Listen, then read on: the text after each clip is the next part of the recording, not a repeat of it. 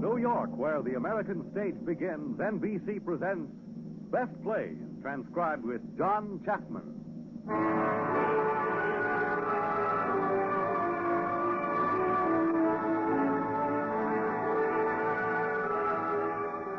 Best Plays, a series of hour-length dramas selected from the outstanding successes of the New York stage. Now, John Chapman, editor of the theatrical yearbook Best Plays and drama critic of the New York Daily News, is here to introduce Frederick March and Florence Eldridge in Robert E. Sherwood's There Shall Be No Night.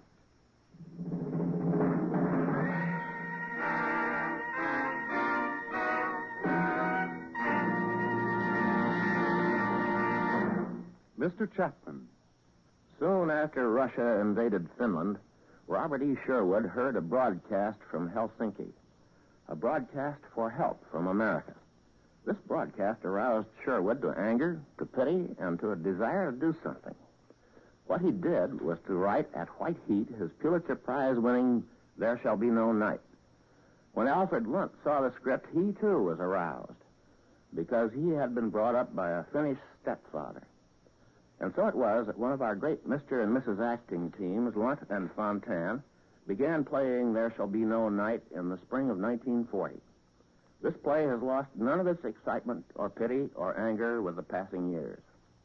And to present it to you this evening, we have another of our great Mr. and Mrs. acting teams, Frederick March and Florence Eldridge, as that fine and gentle Finnish couple, Dr. and Mrs. Valkonen.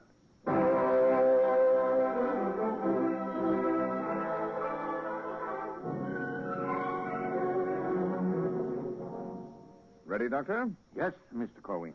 Just talk into the microphone. What shall I say? Say something profound, darling. 1, 2, 3, 4, 5. Keep going. We want to test the line. More? How do you do, my dear friends in America? How are you? I am well. And do you know that the human digestive tract extends for 25 to 30 feet and consists of the following main parts: the mouth, pharynx, esophagus, stomach, small intestines. Carlos. That's fine, Doctor. How was it, Gus? Good. Just talk the same way, Dr. Balkan. But please, Carlos, just read what's written. Don't discuss the digestive organ. You see what happens, Mr. Corey, when a Finn marries a squeamish American woman. This broadcasting equipment you brought into our house looks even more complicated than the digestive tract. How does it operate? Well, roughly, your voice travels from the microphone to that box Gus is fooling with. That's called the mixer. Then it goes to the broadcasting station here in Helsinki, then under the Gulf of Finland to Geneva, where it's broadcast by shortwave to America. They will listen in New Bedford, Massachusetts? They listen to all sorts of strange things on Sunday in New Bedford. Mrs. Valkonen is from New Bedford. You've been there, Mr. Corwin? I couldn't be sure. Depressing place. But good people. All of the pictures you see in our living room came from New Bedford. This is my wife's father on the wall. A most degenerate man. Uncle Valdemar. Mr. Corwin, this is my uncle, Mr. Sadestrom. Mr. Corwin and Mr. Gutz of the American Radio. How do you do, Mr. Hi. If you'd like some music, Uncle Valdemar can play the piano. He's very good, a very great musician. Well, thank you, Mrs. Balkanen, but I think we can manage without it. Look, Uncle, look. My voice goes in here, and then it gets mixed. And then it goes all over America. Even Minnesota, Mr. Corwin? Oh, yes. Frightening. You know, I've been broadcasting for a year all over Europe. And I still get night fright when they say, "Go ahead, Vienna," or "Come in, Prague." You were in Prague during the crisis? I just came from there. And Munich. Munich also. You know, when we read in the papers, we couldn't believe it. I believed it. I lived in Germany. I studied music there. Carlos, it's almost time. You'd better read over your speech. Oh, yes, thank you. Hey, excuse me, please. Yes. How did you and your husband meet, Mrs. Balkanen? We met in Russia in 1914. That was when my father was coming to the end of a brilliant career as the family spendthrift. Carlos was a medical officer in St. Petersburg. Oh. That's what they called it then. Oh, he was so handsome. Thin, dark, tragic-looking. I was 17. Then came the war, and we had to leave for America. It was the end of the world for me. I pestered him with letters regularly, and after the revolution, he came to America to study. After considerable effort on my part, we were married. Then he brought her back here to Finland, and we all said, "Is she rich?" And he said, "No, So we said, you're a fool. Oh, no. But Uncle Valdemar has forgiven me since. I was lucky enough to present him with a grandnephew. Oh, I'd like to meet your son. How old is he? 17. Well, if you'll forgive me, you don't look it. Oh, thank you. Eric's on holiday working, but we expect him any moment now. They spend all their holidays in this country working. You've never seen people with so much energy. I suppose your son is completely a Finn. He hasn't quite made up his mind. But now that he has a girlfriend, she'll probably make it up for him. He's a good Finn. Oh, my rheumatism. Oh, haven't those treatments done you any good? No. Well, we're going to Italy soon for a holiday, and we'll take you. That should make you well. Holidays. I know what those holidays are like. All Carlo does is visit lunatic asylums. My husband considers the study of neurology pleasure as well as work. We're getting Geneva. It's almost time, Dave. Okay, guys. Ready, Doctor? Oh, yes. Oh, this is the most dull speech. I hate to read. Hello, Charlie. This is Gus. No, it's beautiful up here. Hey, there can't possibly be another crisis this year. No kidding. Okay, yeah, I've got a time check. 43 Wolf. Okay, stand by. Okay, Dave. Get ready. This is station WEAS, New York. We take you now for a special broadcast to the Finnish capital of Helsinki and NBC correspondent David Corwin. Go ahead, Helsinki. Hello, America. This is David Corwin in Helsinki.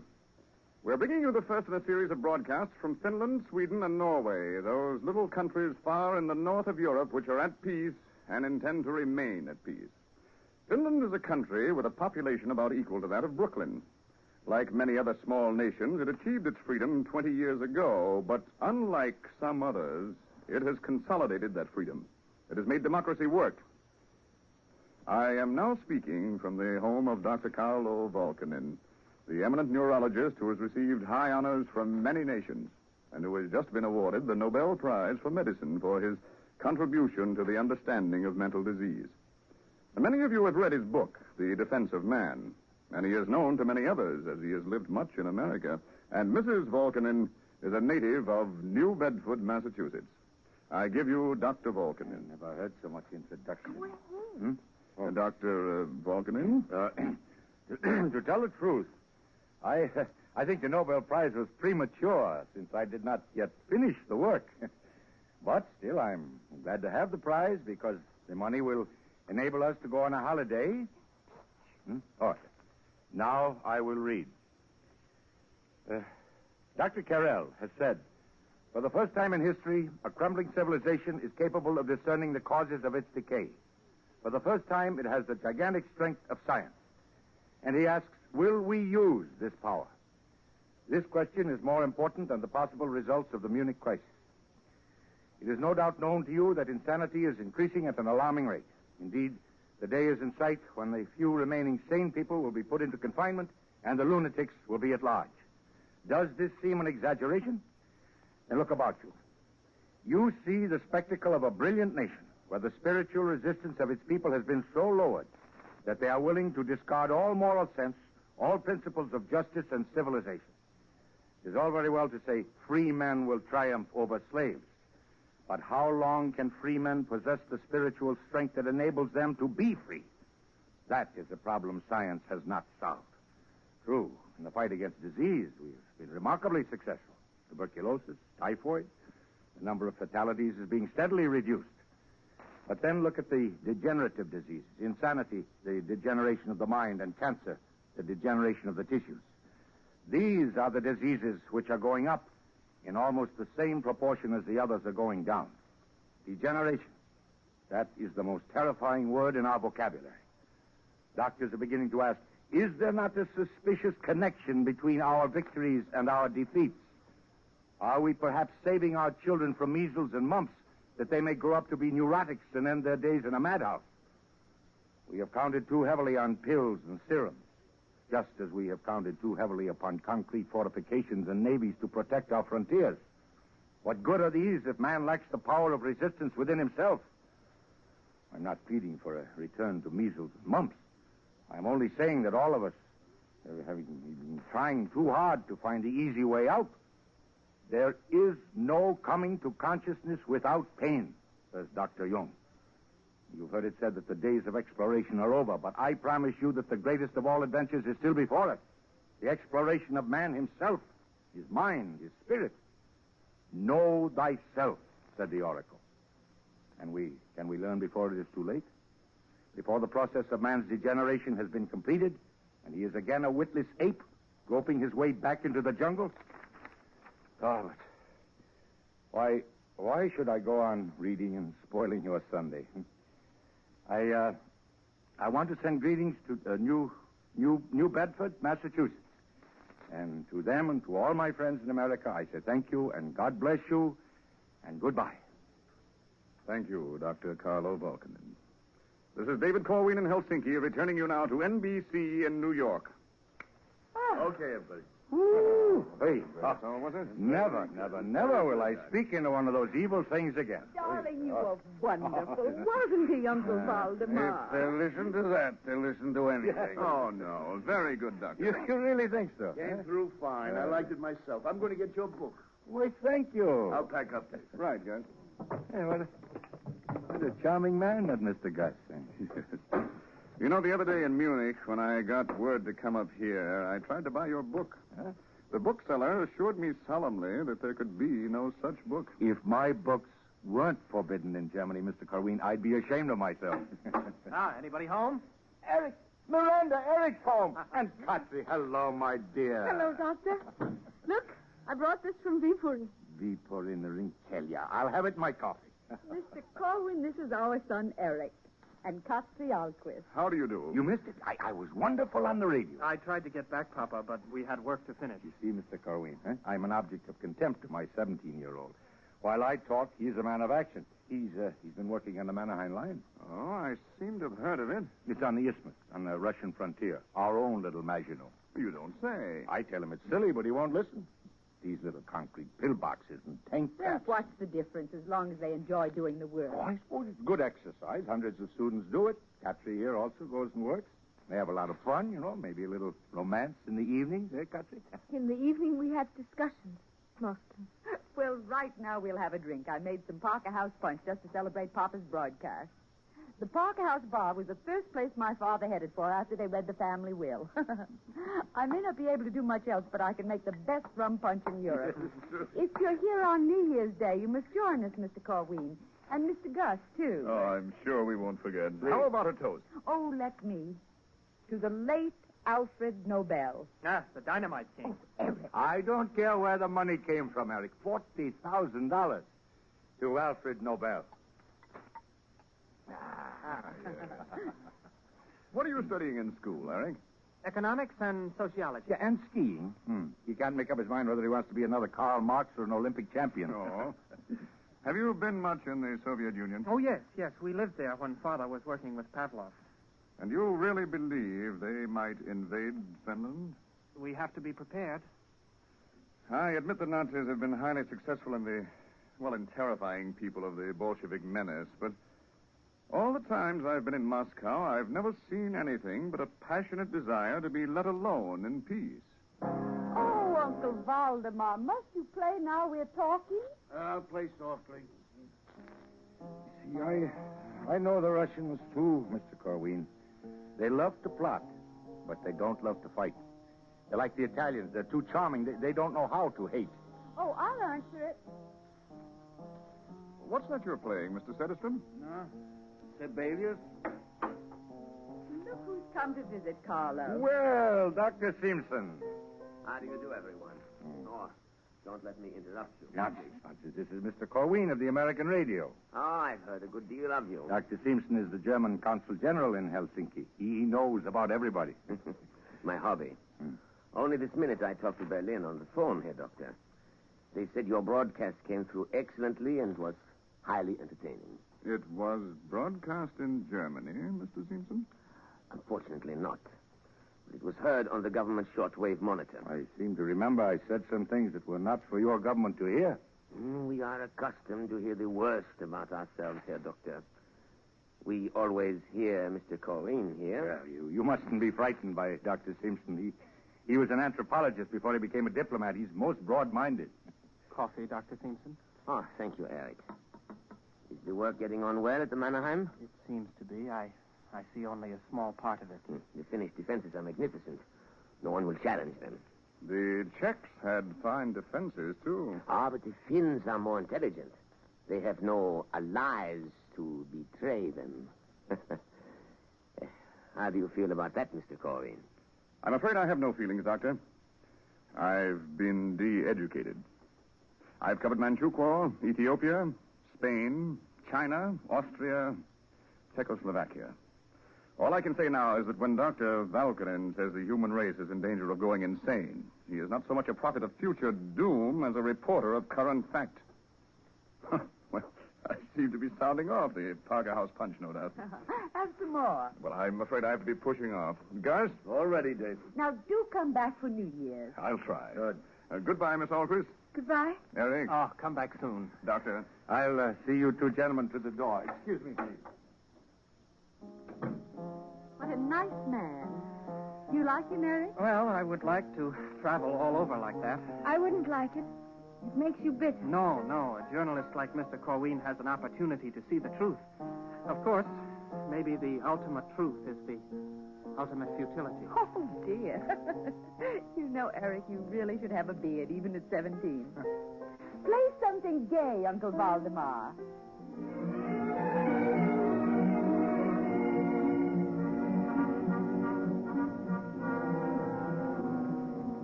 This is David Corwin in Stockholm.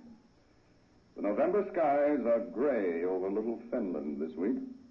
Tonight, many Finnish eyes look toward the skies. The situation with the Soviet Union has reached the breaking point, and it may only be a matter of hours before the diplomatic war erupts into a shooting war. Oh, Why did you turn it off, Erik? I don't like to listen to such things. It's true, though. Only a moment ago you were watching out the window. I was looking at the stars. There are no stars. You were watching for bombers. No, Katri, there are no bombers coming here. That's what they said in Poland, but they came. They were Nazi bombers. The Russians went into Poland, too. Oh, yes, it cost them nothing. The Nazis had done the work. But they know if they attack us, it would mean a betrayal. The suffering would be insignificant compared to the murder of their own honor. I don't believe they had any honor. But two people who are going to be married, we disagree too much. Oh, you haven't changed your mind, have you? No. Next summer, when I stop being a student. Yes, sir. Oh, we'll have a wonderful wedding, Katri. I can see it now with your father looking stern and magnificent in his colonel's uniform. And Mother behaving like a grand duchess and Uncle Waldemar playing the piano. And then we'll escape from all of them and go home and have several children. Oh, Erik. Katri. Oh. Why do you draw away? I just thought, if war comes... No, don't think about it. Just kiss me.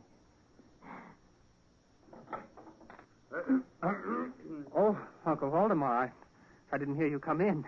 Excuse me. Yes, we were just... You saw what you were doing.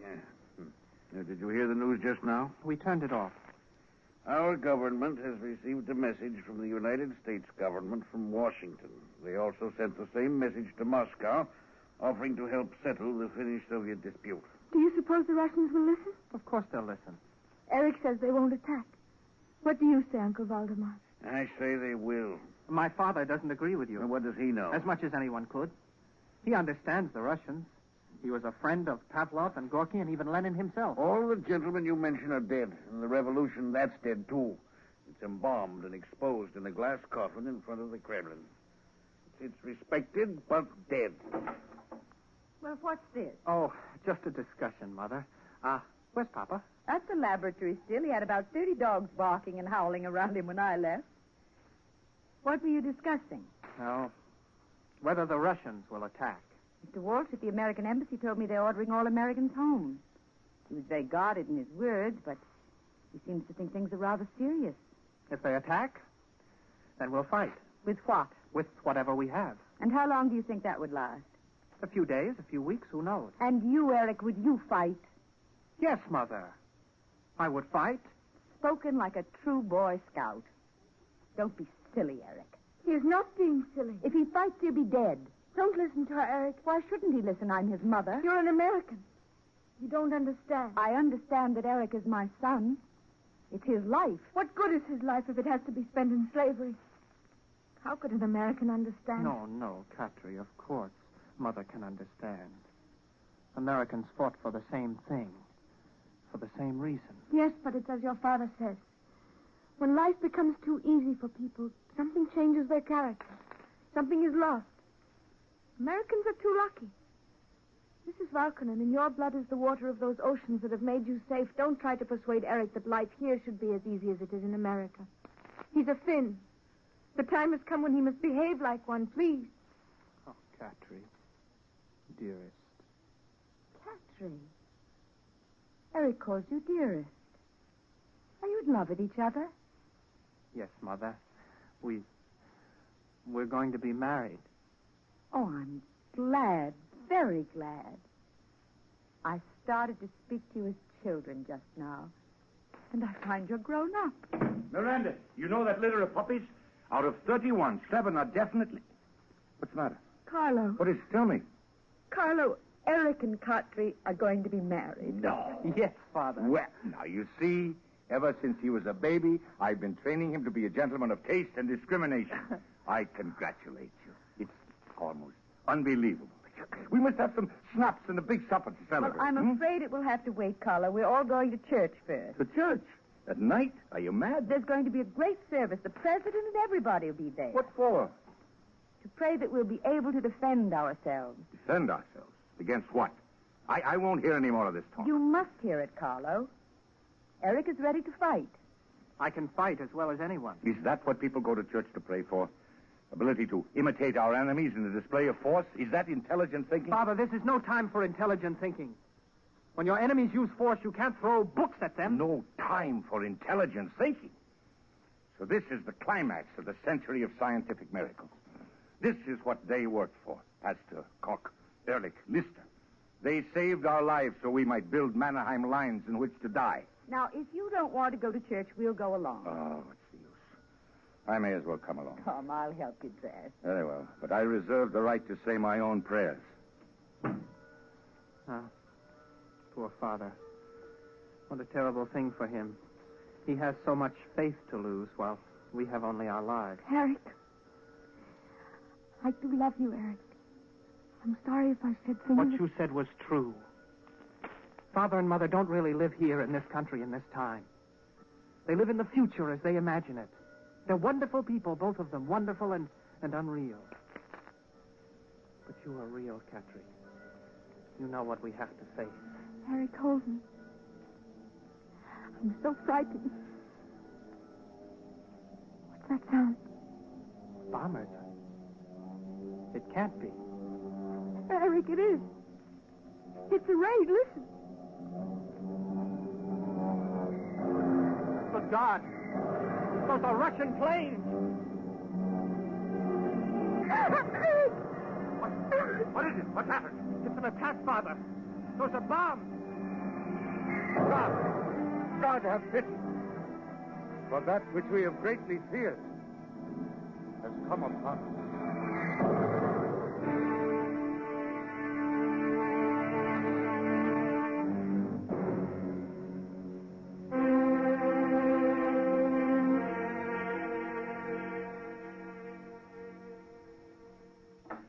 Miranda, is Carlo with you? No, I left him at the hospital. Is Erik home? Upstairs packing. Packing? Joining the ski troops. He has to leave this afternoon. It's no use to try and stop him, Miranda. No, I won't try. Is Katri here? Not yet. She's helping in the square where the bombs fell. Was it very bad? Well, not as bad as expected. About 30 people killed. Alfred, the policeman, told me. You see, it wasn't so bad after all. It never is. Oh, Miranda, you don't know. You don't know. You're a pessimist. Pessimist? Last year, when I was in Germany, I saw the Nazis. And I saw men marching, day and night. Today, Germany, tomorrow, the world. They didn't even know where they were marching to, and what's worse, they didn't care. Just to march was enough.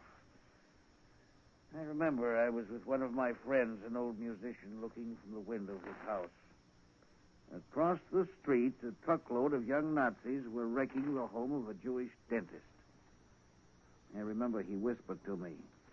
They say they're doing that to fight Bolshevism. But it's a lie. They are Bolshevism. They can't win. Can we stop them? You're a good Christian. You must believe they can't win. I can also believe in the coming of Antichrist. And Satan shall be loosed out of his prison and shall go forth to deceive the nations. Hello, anybody home? In here, caller. Well, see who I brought home with me. Mr. Corwin. He came back to Helsinki. Hello, Mrs. Volkanen. Oh, Mr. Setterstrom. I was on my way to see you and met your husband on the bus. Oh, how nice to see you. Will you stay now? As long as there's a war. The real reason I came here is that I was talking to Jim Walsh at the American legation. He asked me to beg you both to leave Finland. He can get passage for you to Sweden by plane. And did you hear that? It's very nice of Mr. Walsh, but unfortunately I am needed here for a while. A great shortage of doctors. I might be needed at the front. Well, that isn't exactly suitable work for a winner of the Nobel Prize. It's not suitable work for any member of the human race, Mr. Corwin, but someone must do it. Why must it be you and Erik? Erik, He's upstairs packing his things. He leaves in a few hours for the army. when did he decide this? A long time ago. If war came. So, one by one. Who'll that be? Come in. Ah, Herr Simpson, come in. You remember Mr. Corwin? How do you do? I came to say goodbye to all of you. No, we're not going. I am going. Oh. Back to Germany. I can only stay a few minutes. Oh, sorry to hear that. But I can understand this is not the place for you under the circumstances. It is not the place for you either, Volkanen. I advise you also to go. First Mr. Corwin tells me, now you. Mr. Corwin is a remarkably informed man. He is aware of the inevitable outcome of this war. 200,000 Finns against 10 million. Very well. We'll be conquered and ruled from Moscow just as we used to be ruled from St. Petersburg. I shall continue my experiments. You Maybe are a little more being naive, Doctor. naive. Do you think your enemies are these communists who now invade your country? That is what I think. The Russians think so, too, but they are wrong. We are your enemies, Doctor. You speak with undiplomatic frankness. Dr. Volkanen is a scientist accustomed to facts. What is going to happen to Finland, Doctor? What happened to Poland? It is dead. It will never rise again. Today, the remnants of the Polish people are scattered from the Rhine to the Pacific coast of Siberia. This is a studied technique, a process of annihilation.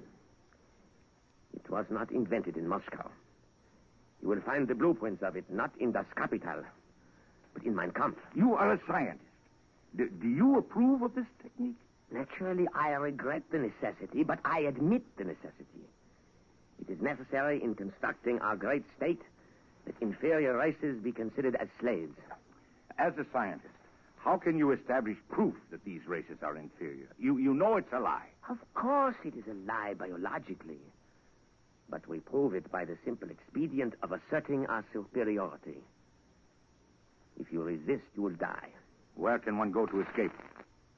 I assure you, the United States is secure for the present. Well, Doctor, I appreciate your motives in warning me. I understand all you say is confidential. Oh, no. If it were confidential, I would not say it in front of Mr. Corwin. You may repeat it all. You will not be believed.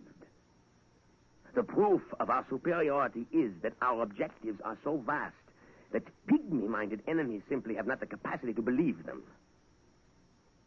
I advise you to believe me, Dr. Volkanen, and to make haste. I say goodbye, Herr Doctor. I hope we part friends. Frau Volkanen, Mr. Corwin, my compliments. I'll see you to the door. Mr. Corwin. Yes? You're going back to the American legation? Yes. Please do for me a favor. Tell your Mr. Walsh that Mrs. Balkonen would like to go on the airplane to Sweden. Ask him to arrange passage at once. But does your wife know about I'll it? explain to her later. Shh, please. She's coming back. There's something about Beastman I don't like. Well, I guess I'll be going. It's nice seeing all of you again. You'll take care of our little matter. Yes, yes. Goodbye, all. Now, don't bother. I'll find my way. What is this little matter between you and Mr. Corwin? There's nothing at all. Carlo, I know you too well for that. Very well. I may as well tell you now. I want you to go home to America. It's all arranged. What? What about you? Naturally, I will stay.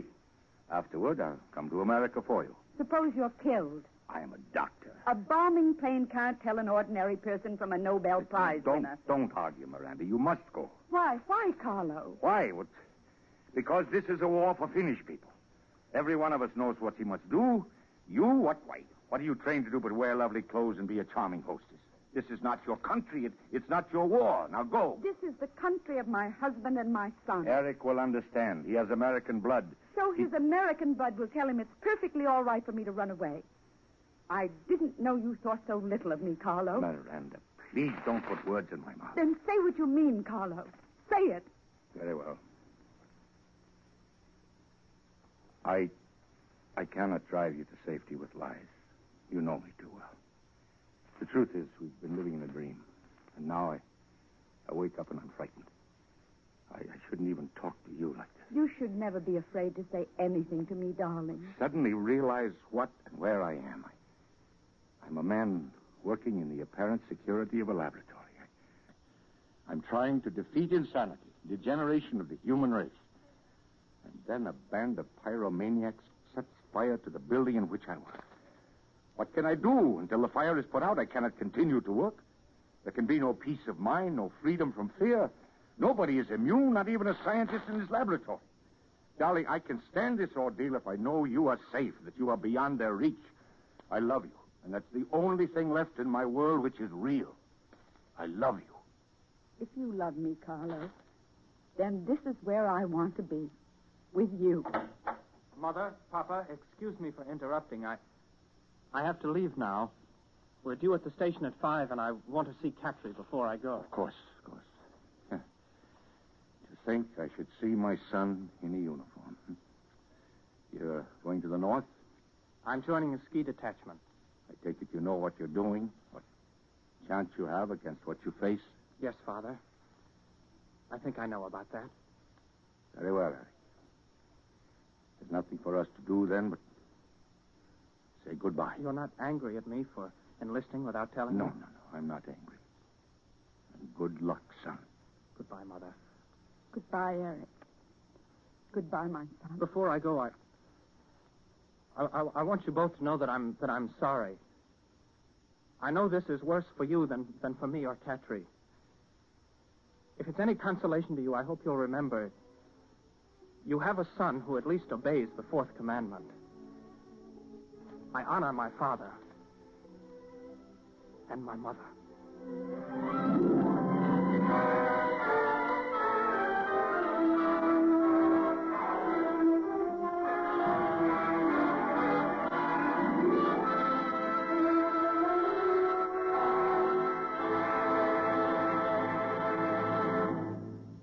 In a moment, Act Two of There Shall Be No Night, starring Frederick March and Florence Eldridge. This is NBC, the national broadcasting company.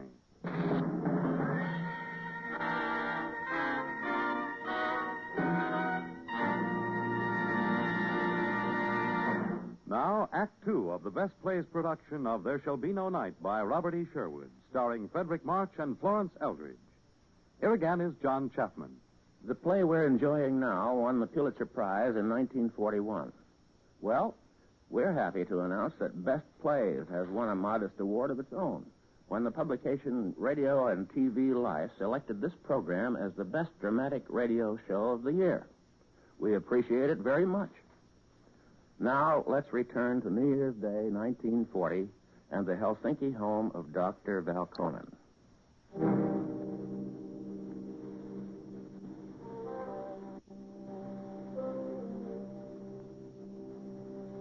Miranda? Yes, Carlo. Miranda, come and see my uniform. I'm leaving in an hour. So soon. Yes, Mr. Corwin and some soldiers are going to pick me up in an ambulance and drive me to Viipuri. They should be here any minute. You'd better fix the egg. Oh, egg now. take off the coat until you go. I don't like to see you in a uniform, Carlo. Oh, don't take it so seriously, my dear. Everything is going well at the front. And why do they want more doctors at Viipuri? I thought there were not many wounded. That is because most of the wounded are frozen to death before they can be brought in. When warmer weather comes, they'll need doctors. Oh, why don't we hear from Erik? It's been a month now he's been on the isthmus. Erik is all right, Miranda. After all, I see all the casualty lists. It isn't easy to write in the Arctic. Ah, that must be Mr. Corwin. He said he'd be here right after his New Year's broadcast. I'll get it. Oh, how do you do? Well, Happy nice New to Year, see you. Mrs. Happy New Year. Come in. I was just fixing the eggnog. Well, I may overtax your hospitality. I have all. 3 other boys here, all going up front with your husband. Oh, do all come in. Okay, boys. Come on in here. Major, Mrs. Volkonin, Dr. Volkonin, this is Major Rutkowski. Major. And this is the American Expeditionary Force in Finland. Oh, Ben very Gitchner of Cincinnati. How do you do? And Joe Burnett of Haverford, Pennsylvania. Oh, by the way, Ben's an ambulance driver. He used to work for American Express in Paris. Joe here flies airplanes. He went to Princeton. Just until they threw me out. Well, Joe writes poetry. I guess they couldn't stand it. What about you, Major? Where are you from? I was in the Polish cavalry. Oh, really? How did you manage to get here? The survivors of my regiment were driven into Lithuania by the Nazis. I was working my way to Sweden when the Russians invaded, so I stopped. How did you get here, Mr. Burnett? I was languishing in a medieval dungeon in Spain for the past couple of years. Oh, he's a little crazy, like most Americans. Ben here is a pacifist. Really? I used to be. Well, I suppose many of us are in that position. Well, gentlemen, suppose we have a toast. Mr. Corwin, you will propose, please, huh? I really can't think of anything, Doctor. I have a toast, gentlemen, if I may. Please. I think this will come as a surprise even to my husband. Oh? I learned of it myself only now when I was upstairs with Cartry. Gentlemen, to my grandchild. May he or she live in a peaceful world. Oh, congratulations. A baby. He learned of it just today. This is an occasion. You know, it takes a good deal of courage to have a baby in these times, Mrs. Volkanen. It's almost like being born under a curse. No, Mr. Corwin. Whatever happens, this child will not be born under a curse.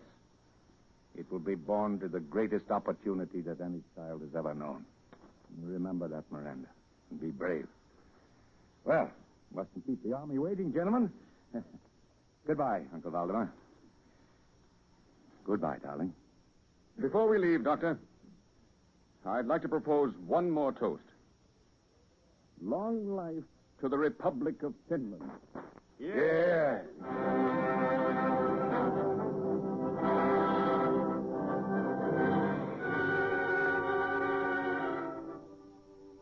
Stand by, Dave. Okay, Gus. This is David Corwin in Helsinki. Last night, January 6th, 1940, the Russians, in a determined attempt to surround the Finnish army on the Karelian Isthmus, began making determined attacks along Viipuri Bay. The Mannerheim line has been totally shattered. The bombardment has reached 300,000 shells per day. And looking at the ruination of Viipuri this morning, I could not help but think of H.G. Wells' awful prophecy in Things to Come. Here was the collapse of Western civilization, the beginning of the age of frustration. I return you now to New York. Was my level okay, Gus? Well, we're lucky if they hurt us at all with all the interference flying around. Guess they're in a pretty rough spot up there in Viipuri, huh? Yeah, it's pretty bad, Gus. Isn't that where Valkonen went to set up a field hospital? I think so. Yeah, Joe'll know more about that. Huh? Tell me, how was the bath, Joe? Like a dream. Hey, you got a drink? On the dresser. Last bottle of scotch in Finland. Help yourself. Thanks. Joe, when are you going back to the front? Oh, when they get that flying fish of mine operating again. Almost fell apart this morning. If they don't hurry up, the war will be over before they get it off the ground. You think so? Well, it won't be long now. Well, how do you know, Joe? Because this morning I... Oh, look, can you keep this confidential? Why, I won't tell a soul, except the AP, UP, and NBC. Well, they sent me out to reconnoiter. I was flying low. All of a sudden, I saw some staff cars. I dived down to give them a burst when I saw that they weren't Russians. They were Nazis. Gave me a kind of a thrill. I really let them have it. I thought it was about time for the Nazis to be taking a hand in this operation. I guess they've had enough stalling and want the Russians to really get on to business. Well, I'd like a few more licks before we close up shop. Hey, you got a clean shirt? In the other room. Garth, fix your office some clean stuff, will you? Right. Come in here, Joe. Sure, thanks. Oh, look at that. Come in. Hello, Dave. Am I disturbing you? Why, Miranda, come in. Not at all. I heard about Erik being wounded. I haven't been able to get to the hospital yet, but I'm... You needn't go, Dave. Erik died this morning. Oh, I'm terribly sorry. Would you... Is there anything I can do? That's why I came. You met Cotty Alquist. Well, yes, we drank a toast. Well, Cotty and Erik were married this morning in the hospital before he died. Oh, I didn't realize... War makes the strange arrangements, Dave. She isn't well, and I've made arrangements to get her to Norway and then to New York. What can I do to help? I need $50 in American money. Why, of course. Will it be enough? Yes. You see, our Finnish money is completely worthless in other countries now. I hope it doesn't inconvenience you. Miranda, I'm very proud that you came to me. Here. Thank you. We had an awful time persuading her. I wish you were going with her. Oh, I wish I could. She'll have a bad time all alone there. Perhaps she'll have a son. And he'll grow up to be a nice, respectable New Englander and go to Harvard and wonder why he has an odd name like Volkanen. Did you... did your husband know about Erik? Well, I sent a letter, but you know how disorganized everything is. Do you know where he is?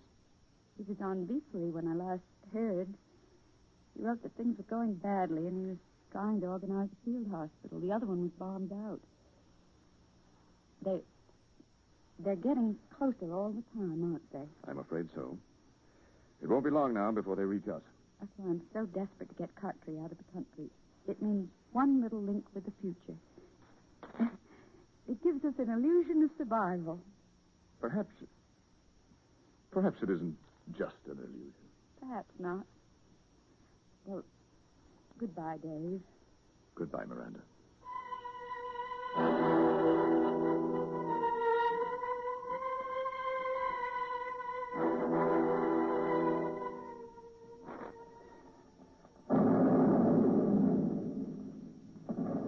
Doesn't look as if we're going to find any place for a hospital around here, Doctor. Keep going, Ben. Okay. How's the arm, Major Rakowski? Not bad. It'll be all right. This is one heck of a war. I don't even know if this is Russian-occupied territory or not. There's the building. Stop up there. Looks like a schoolhouse. What do you think, Major? You might as well try. I'll scout it. You two wait here. Right. Hello? Anybody there? Lift your hands and come in. Who are you? We're not Russians and we're not armed. Okay. Lower your hands. Well, glad to see you. I'm a bit jumpy these days. Sitting here for 6 hours now. English? Name of Gosden. I don't rightly know what my rank is, but I call myself sergeant. So are you. Ben Gitchner, American. Medical corps? The doctor and I are. We've got a Polish infantry major in the ambulance with a bad arm. Thought we might hold up here. You're quite welcome. I'll wave your friends to come along in. Right. How'd you get out here? Long story. Wife and 2 children evacuated to Cornwall. Lost my job in a furniture store. Too old for the British Army. Nothing to read in the papers except news of heroic little Finland. So here I am. And when I shall be tomorrow, I really can't say. Go in here, Doctor. This is Sergeant Gosden. Don't bother saluting. Any more men here? Just me, sir. I was with Captain Verty's command, and we got shelled to bits. I stopped here for a rest. This schoolhouse would do well for a field ambulance station. Too exposed. Like Finland, huh? Small, clean, and exposed. Hey, must have left school quickly. You see? Someone was writing on the blackboard. You know, Doctor, I've been wanting to ask you a question. Yes, Ben. About your book. There's a lot in it I don't understand, but at the end, it really mixes me up. Well, what is it at the end? Oh, well, listen, got it here. I've been reading it in the ambulance. How long, O Lord, before we shall hear the sound of the 7th angel of the apocalypse? Have you forgotten the promise of St. John? And they shall see his face, and his name shall be on their foreheads, and there shall be no night there, and they need no candle, neither the light of the sun, for the Lord giveth them light. Now, how come you finish your scientific work with a quotation from the Bible? The Jewish mystic who wrote those words somehow knew that man will find the true name of God in his own forest, in the mysteries of his own mind. And there shall be no night there. That is the basis of all the work I have done. You can't deny that the light is going out pretty fast everywhere else. No. It is just beginning to burn with a healthy flame. I know this because I've seen it. I've seen it in all kinds of men of all races and all varieties of faith. They are coming to consciousness. Look at the millions of men now under arms and all those afraid that arms may be thrust upon them. Are there any illusions of glory among them? None whatever. Now, isn't that progress? Well, far be it for me to argue, Doctor, but I can't see the difference whether men go to war because of illusions of glory or just the spirit of grim resignation. There is the difference. Illusions, when shattered, leave men hollow. But grim resignation makes a man say, this is an evil job, but I have to do it.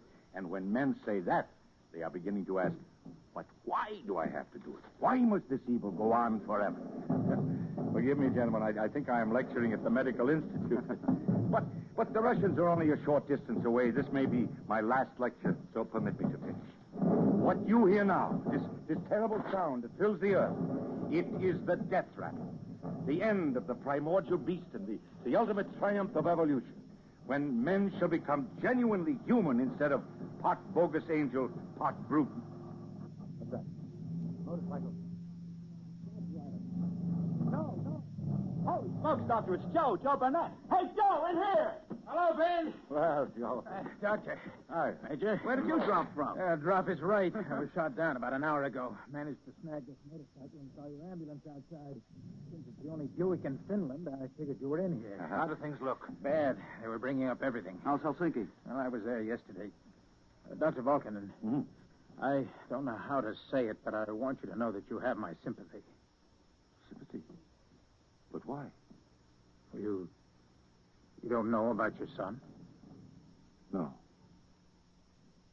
He's dead. Yes. He died in the hospital of wounds. When was this? Well, maybe 2 days ago. My wife, is she well? Yes. I'm sorry to have to be the one who tells you. Thank you. I'm sorry you had to undergo this embarrassment. Well, you fellows better get out of here. The Russians are bringing up reserves by the truckload. The Finns are forming to drive them back, or try anyway, about 3 miles up the road. They don't have many men. There are 5 of us here. I'm a non-combatant, Major. So is Dr. Balkan. There's no compulsion if you don't wish to go. Well, I was headed to the airbase at Ranconen, but if they need another infantryman... I think you are much more valuable as a flyer. You'd better keep going to Ranconen. I hate to do it. It's an order. Yes, sir. I'll just join the reserves. I've had my rest now. Doctor? I'll go with you and the sergeant. First, I'd like to write a letter, if I may. Perhaps you could take it with you, Mr. Burnett. I'll try to deliver it, Doctor. Excuse me for a moment. I'll write it from the next group. Go right ahead. You fellows know he believes in the teachings of Christ. He believes them just like they were scientific facts that can yet be proved. He told me you can't resist evil by building marginal lines at the true defenses of man himself. So now there's nothing left for the great thinker to do but take a gun and go up there and shoot. How about you, Ben? What does the conscientious objector have to say about shooting a gun? An ambulance is one thing, but a gun kills men. What do you think I say, Major? I think of the times I've sworn never to kill. Once I lost a good job back in the States because they thought I was a Red. I've spent hours arguing that the Soviet Union was the greatest sociological advance in history. Now go ahead, kid me. What do you think our chances are, Major? Nothing. I take it you fear we're all condemned to death. Yes. Sort of a silly way to end one's life, isn't it? Oh, well, I know a fellow who was hit by a taxi cab in Downing Street. Dr. Volkanen is the one who suffers most. He's an optimist. He will be better dead. Why do you say that? My wife, my baby, my mother, my father are in Warsaw or were there when the Nazis came. My wife is 24 years old. She's very beautiful. I read in Cardinal Holon's report to the Pope that the good-looking women have been sent back to Germany to be whores. Well, go, gentlemen. Here's the letter, Mr. Burnett. Good luck, man. If you ever get to Cincinnati, Joe, send a word to my mother, Mrs. Bessie Gitchen. She's in the phone book. I will, Ben, if I get back. Come on. All right, gentlemen. Major. Yes. Do you have a gun for me? A revolver. Thank you. Mr. Garson, can I use your rifle? I'm ready. Before we go, yes? I think you'd better take off that Red Cross armband.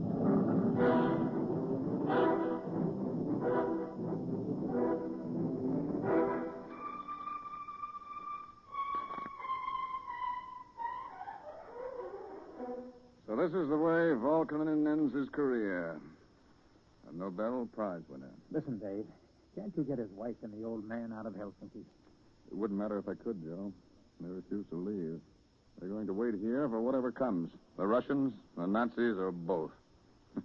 They've even planned how they'll burn the house down. What? Oh, yes. That's a Finnish tradition like this scorched earth policy of the Chinese. She doesn't care. She wants to stay here and die the way her husband did. Well, it's a pity. That's just what it is, Joe. 3 months ago, the Soviet troops marched in. They had brass bands and loads of propaganda with them. They thought it'd be a grand parade through Finland like May Day in Red Square. So now, several 100,000 men have been killed. Millions of lives have been ruined. The Soviet Union has been reduced from the status of a great power to that of a great fraud. And the Nazis have won another bloodless victory. She's coming in, Dave. Take it easy. Well, we've washed all the dishes and put them away neatly, and now Uncle Valdemar and I haven't a thing to do till supper. Oh, do sit down, Dave, Mr. Burnett. I'm sorry, Mrs. Vulcan, and I have to report to duty. Oh, I'm sorry. But thank you so much for coming and bringing the letter and telling me about that little schoolhouse. I'm glad I could get here. You've been very kind to me. I won't ever forget you or Dr. Vulcan. Goodbye, Mr. Sederstrom. So long, Dave. I'll probably be seeing you. Goodbye, Joe. Oh, I hope he comes through all right. He might. What are you planning to do, Mrs. Volkanen? You can't just sit here and wait for them. We have our plans, Dave. Here in this closet. Guns? We got them at the hospital for wounded soldiers.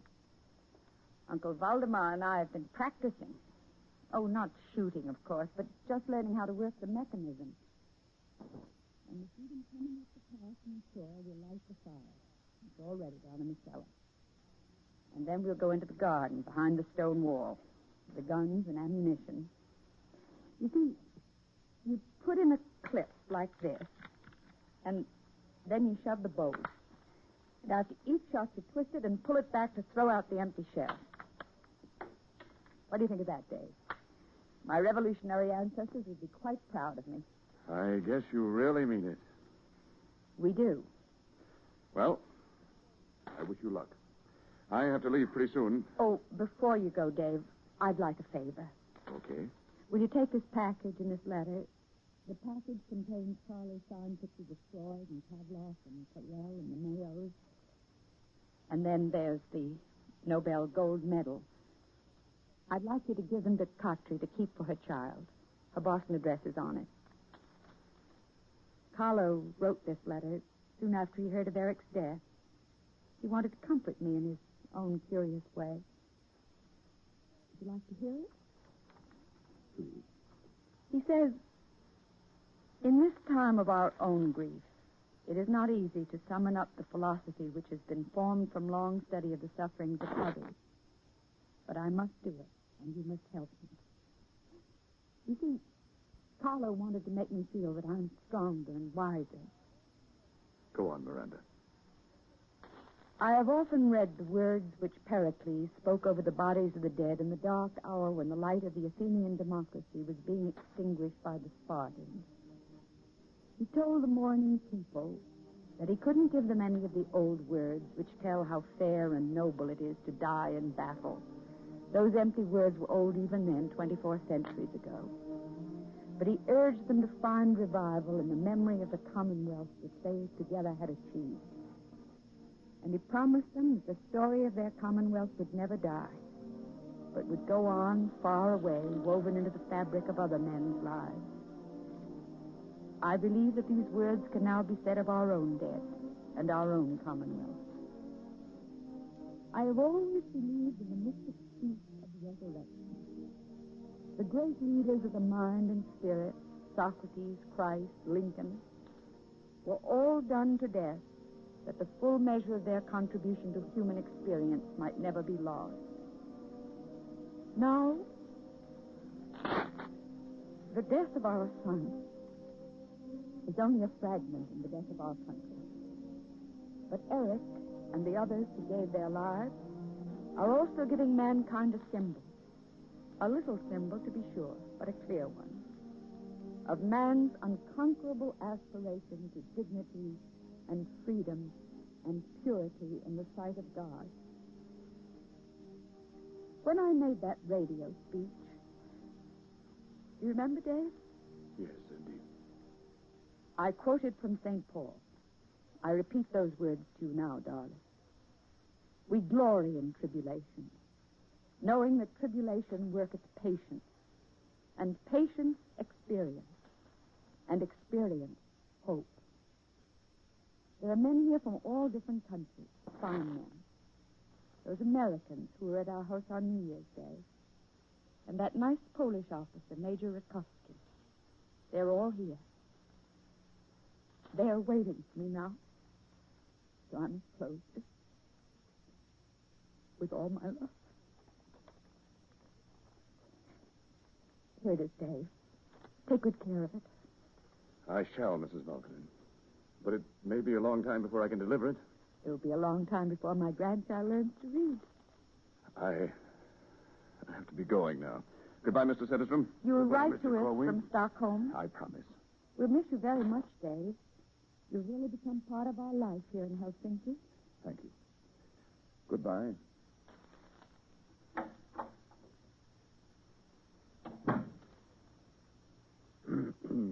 Well, Miranda, we're alone now. Nothing to do but wait. Play some music, Uncle.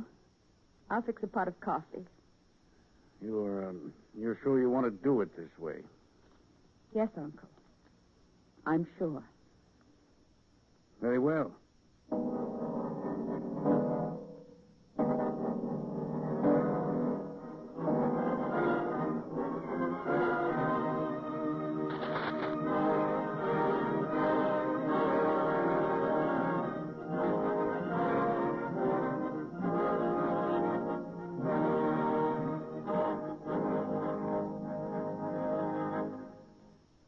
You have just heard the Best Plays production of There Shall Be No Night by Robert E. Sherwood, starring Frederick March and Florence Eldridge.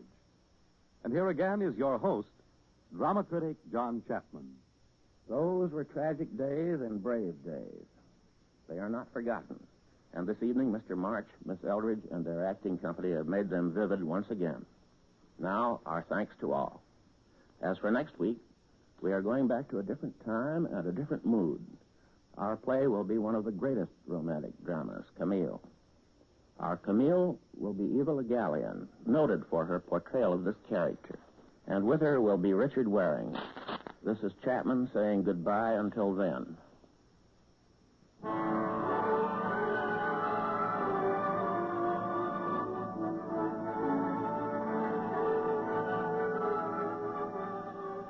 There Shall Be No Night was transcribed and adapted for radio by George Lefferts. Featured in the cast were Robert Carroll as David Corwin, Joan Loring as Katri, William Redfield as Erik, Louis Van Rooten as Uncle Valdemar, Leon Janney as Dr. Ziemsen, William Zuckert as Gus, Bill Lipton as Major Rutkowski, Donald Buca as Joe Burnett, John Sylvester as Ben Gishner, and Ivor Francis as Sergeant Gosden.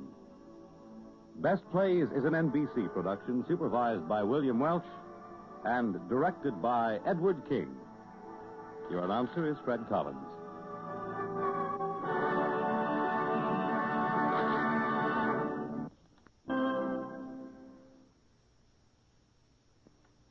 This is Louisville's radio station.